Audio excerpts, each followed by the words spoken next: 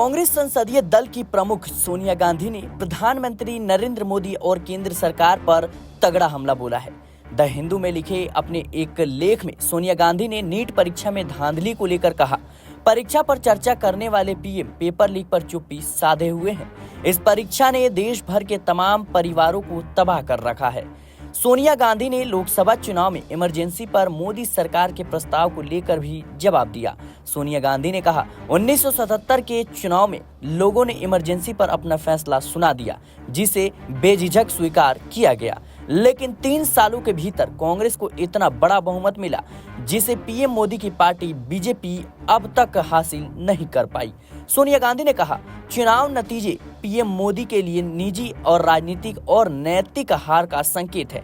जनादेश से नफरत और विभाजनकारी राजनीति को खारिज किया है, लेकिन पीएम का व्यवहार ऐसा ही है जैसे कुछ बदला ना हो। वो आम सहमति का उपदेश देते हैं, लेकिन टकराव को बढ़ावा देते हैं। लगता ही नहीं कि उन्होंने जनादेश को समझा है। सोनिया गांधी ने आगे कहा, डिप्टी स्पीकर पद को लेकर विपक्ष की मांग को मंजूर नहीं किया गया।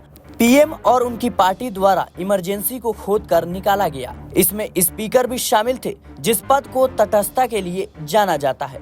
इन सब से आपसी सम्मान और एक साथ की एक नई शुरुआत की उम्मीदें धूल हो गई हैं। सोनिया गांधी ने कहा, चुनाव प्रचार के दौरान प्रधानमंत्री नरेंद्र मोदी ने अपनी मर्यादा और जिम्मेदारी को नजरअंदाज कर सांप्रदायिक झूठी बातें फैलाई। उन शब्दों से सामाजिक ताने बाने को काफी नुकसान पहुंचाया है।